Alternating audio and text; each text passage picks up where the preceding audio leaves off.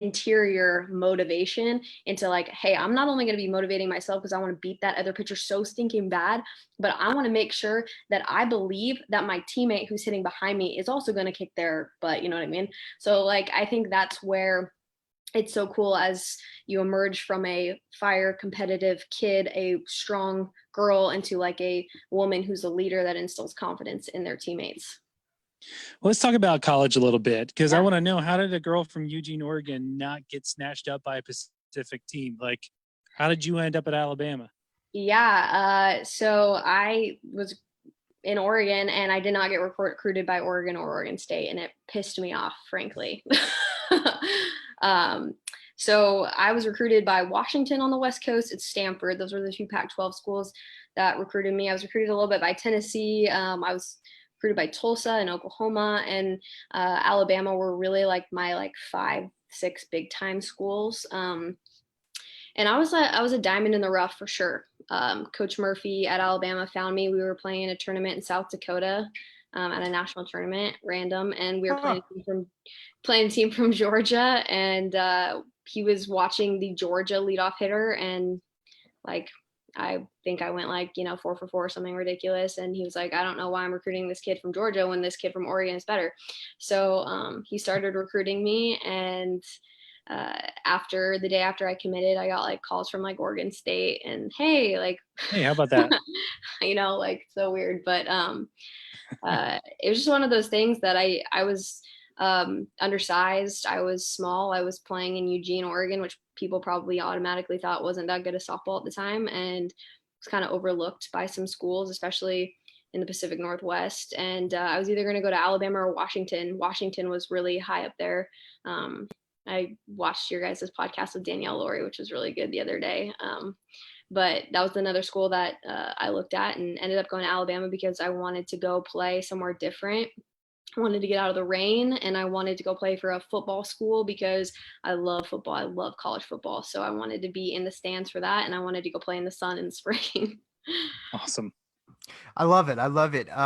Let's dive in a little bit before we get into like the World Series thing. I want to ask about Coach Murphy because we've watched. I shared this before on a couple of podcasts. We had Cassie Boko on, and I remember watching the video, and I shared this to our baseball team, our 8U team, and the 16U team that Dan kind of helps me with, about where he benched the senior captain and put the freshman in, and that whole thing. Because there's so much to learn in that video. I remember seeing another thing of his. Uncoachable kids become unemployed adults. I mean, this guy has his finger all over the game of softball at the collegiate level, and at the Olympic level with so many athletes that have gone on to play. What does he mean to the game of softball? And what's some of the biggest takeaways you take away from him? Because watching him on ESPN and watching the way he interacts, man, he's something special. He's, in that elite class of coaches. And for those who may not know him the way you've gotten to know him, what does he mean to the game of softball, and what's he meant to you? It's going to be a tough answer because I think, again, when you talk about like why I went to Alabama, like hands down, like when he was recruiting me, I have never felt so instantly like connected to a coaching staff as I did with the Alabama coaching staff. And I think, it always starts at the top. He's the leader of that program, and he has made it what it is today. And I think, oh man, I've never met somebody that has such an incredible pulse for everything. Like he knows, like he just has such an incredible sense of not only like people, like he's such a good like judge of character really, really quickly. He also like senses like energy and momentum and certain things within the softball game. So it's crazy when you meet him because he just, like he says, one of his best qualities is that like he can smell like poop from a mile away. Like he can sense like, when there's like somebody that's not going to fit into our program, he knows that really, really quickly.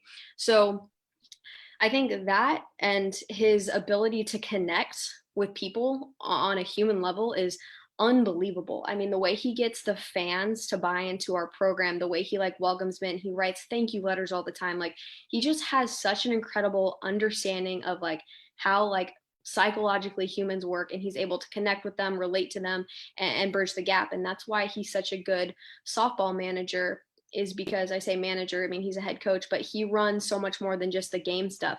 He understands personnel. He understands personalities. He understands what it means to grow our sport too. I mean, he talked about it. I listened to a podcast he was on today for ESPN, and he was talking about how like cool it was like that softball is like covered by ESPN and how much he appreciates that growing women's sports.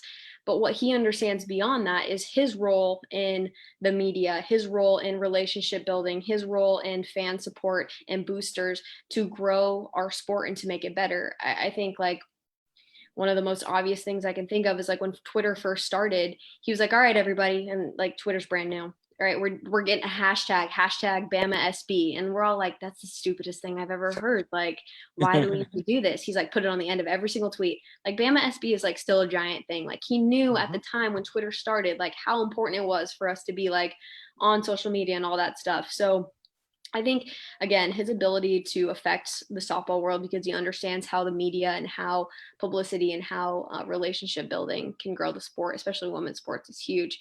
And then, you know, as a player, I think that the simplest way that I can express like Murph is that I came in as like a good person and I left as like an incredible person. Like he builds your personality as much as your softball skill. I would say I'm a way better person than I am a softball player after I left that program because he just instills such good, like important things that I think about all the time, important messages, mottos, that resonate with you and you carry on forever. Like he like used to say something really simple, like you surround yourself with good people, good things happen. Think about that like every other day, like just little things like that matter, like how important it is to shake people's hand, how important it is to write a thank you note, like how important it is to understand that like the world's not all about you, and like the sooner you realize that, the better off you'll be. Like I have like 1,000 like little things that he taught me that I just think about all the time because he understood that it's important to be a good softball player, but your message and your brand is much bigger than just the field.